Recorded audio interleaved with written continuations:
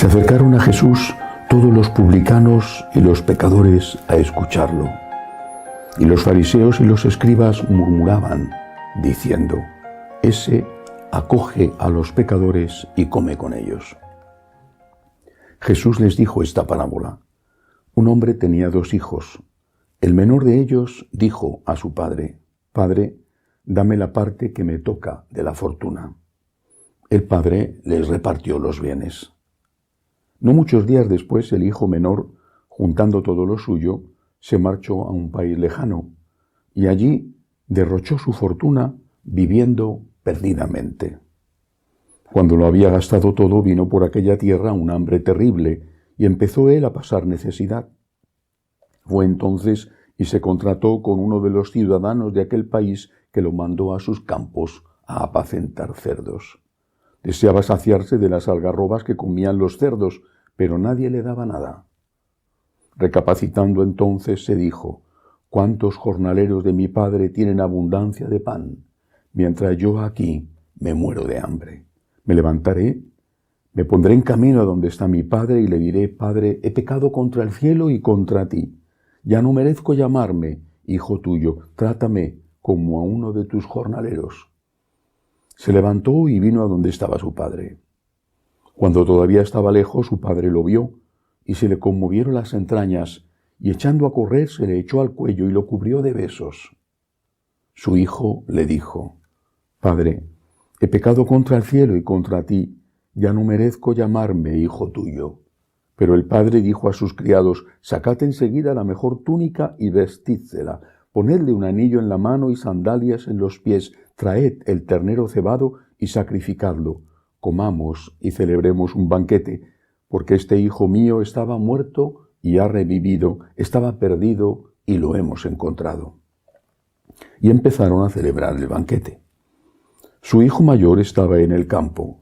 Cuando al volver se acercaba a la casa, oyó la música y la danza, y llamando a uno de los criados le preguntó qué era aquello.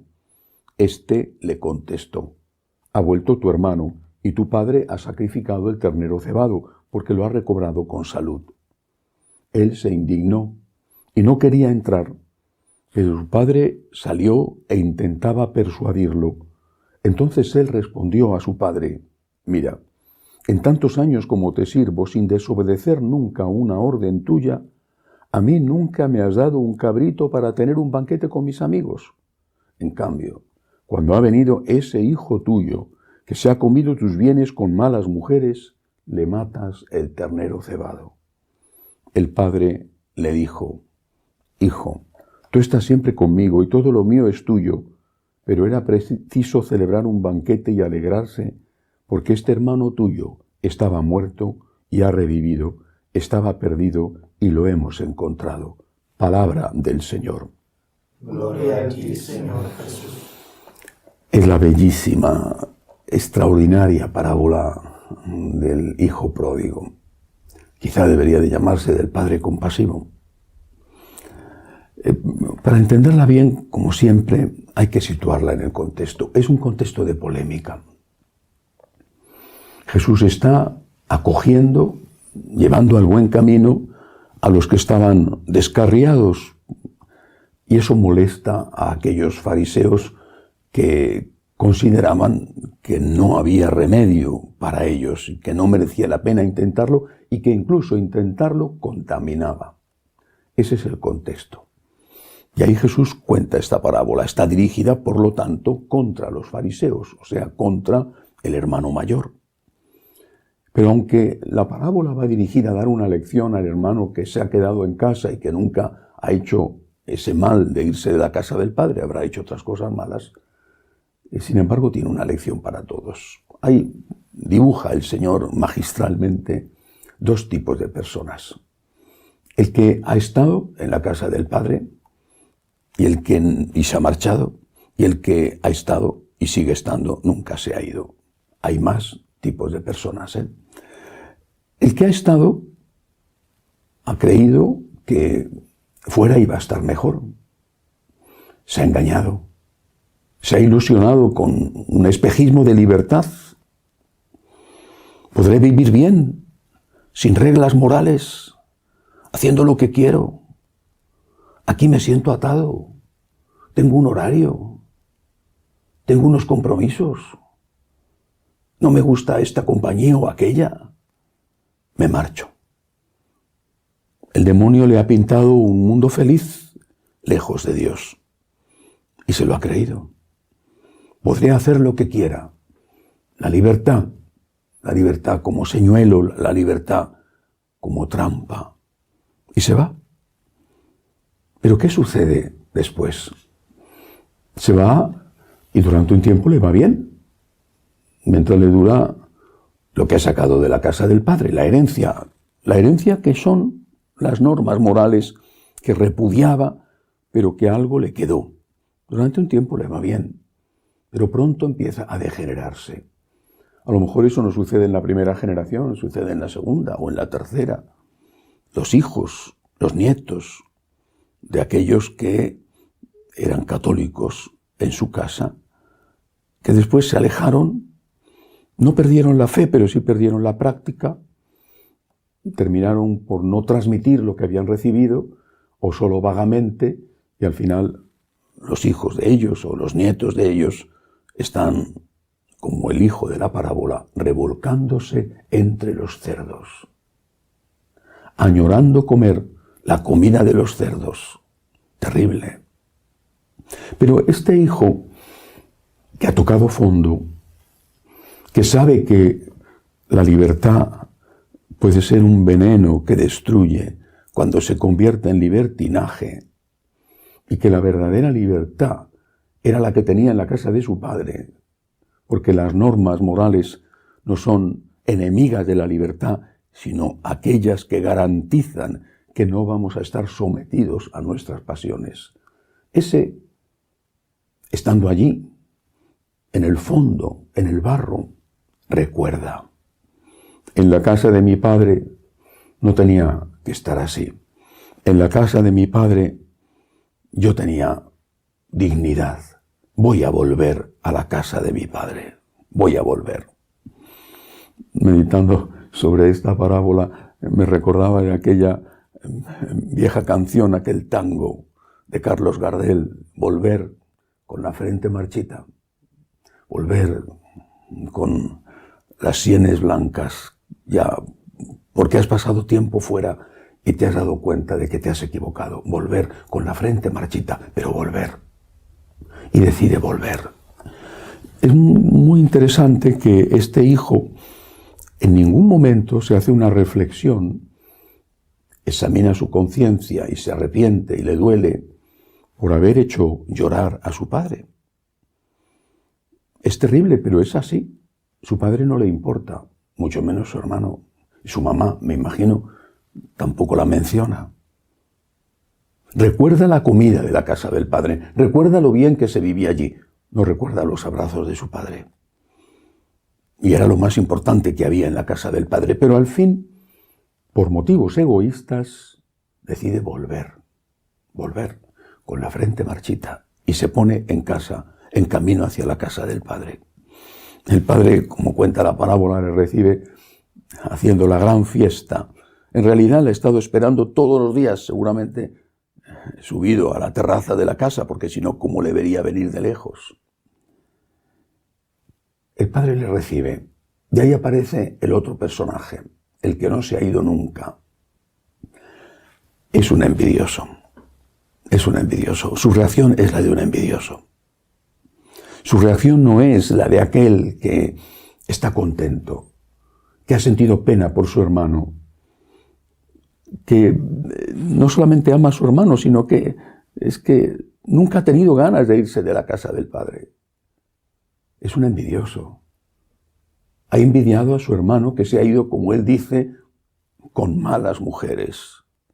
Porque él ha querido hacer lo mismo y no lo ha hecho porque ha sido más inteligente que su hermano y se ha dado cuenta de que fuera de la casa de su padre, más pronto o más tarde estaría revolcándose con los cerdos. Pero es un envidioso. Le hubiera gustado correrse las juergas que se ha corrido su hermano.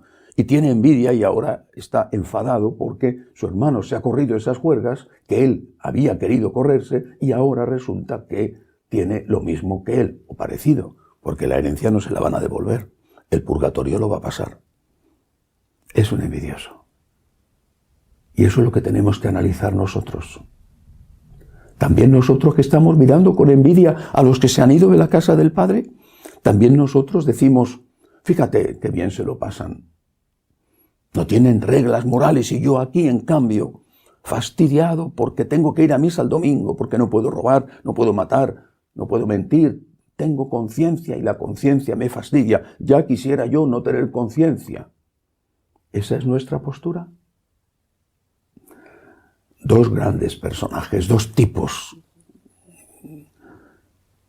Primero, el que se va, toca fondo, y aunque sea por motivos egoístas, decide volver. Son muchos los que están en esa situación, muchos los conversos, más de lo que uno pueda imaginar. Lo digo por la cantidad de gente que me escribe diciendo que se ha convertido. Tenemos que ayudarles a que vuelvan. Tenemos que allanarles el camino. No tenemos que hacérselo difícil. Vuelve. El Padre te está esperando. Solo en la casa de tu Padre encontrarás la libertad verdadera, la felicidad que buscas. Vuelve. No podemos comportarnos como ese hijo mayor que nunca se fue, pero que ha querido irse y no lo ha hecho y está frustrado. Vuelve.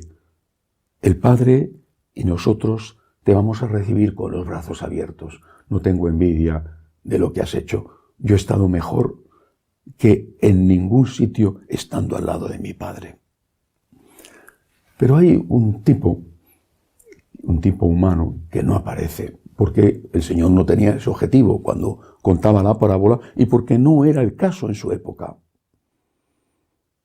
Describe al pecador que se ha ido y describe al pecador que no se ha ido y que es un envidioso. Bueno, pero hay otro, el que nunca ha estado, ese hijo o ese nieto del que se fue, o del que no se fue, pero quién sabe por qué no logró transmitir la fe a la siguiente generación. Ese nunca ha estado en la casa del Padre, nunca. Está revolcándose con los cerdos, está disputándole una brizna de basura. Piensa, porque no ha conocido nunca otra cosa, que la libertad es poder usar de la pornografía. Eso es la libertad para él. O que la libertad es cambiarse de género todas las mañanas. O que la libertad es poder usar drogas. O poder matar a un inocente en el vientre de su madre. Lo que hoy la sociedad dice que es la libertad. Y piensa que hacer todo eso, o por lo menos que eso se pueda hacer, piensa que eso es vivir y que eso es ser feliz. No conoce otra cosa. Es terrible. Porque el que ha estado en la casa del Padre algo recuerda. Algún momento de felicidad de su infancia. Quizá cuando hizo la primera comunión. Algo añora, aquella paz, aquella inocencia, aquel mundo feliz que perdió porque se dejó seducir. Pero ¿y los que no han estado nunca en la casa del Padre, los que no tienen ni siquiera esos recuerdos? A esos especialmente hay que ayudarles a que vengan, no a que vuelvan, porque nunca estuvieron, sino a que vengan. ¿Cómo hacerlo? Entre las muchas cosas bellísimas que escribió San Pablo, hay dos cartas dirigidas a la posiblemente peor de todas las comunidades que él iba formando o que él iba catequizando. Me refiero a los corintios. Corinto era una ciudad portuaria, era una ciudad donde había lo que había entonces, no sé si ahora también en los puertos. Se encuentra con una comunidad muy contagiada por el ambiente y les reprende fortísimamente, tanto en la primera como en la segunda carta. Es muy duro con ellos, muy crítico con ellos. Les quiere y les pone firmes. y les dice a esos paganos que viven disputándole la comida a los cerdos, a esos que nunca han estado en la casa del Padre porque no eran judíos y porque sus dioses en los que creían eran pacotilla, a esos les dice, mostradles una razón para vivir. ¿Qué frase? Mostradles una razón para vivir. Eso es lo que nosotros tenemos que hacer. Al que se ha ido, hay que ayudarle a que vuelva. Recuerda los momentos de luz. Recuerda los momentos de luz, dirá en la carta a los Hebreos. Recuerda los momentos de luz. Vuelve. Te han engañado y te has dejado engañar. Vuelve. No habrá regañinas, no habrá reproches, habrá brazos abiertos y fiesta grande. Vuelve. Y al que nunca se fue, porque nunca estuvo, mostradles una razón para vivir.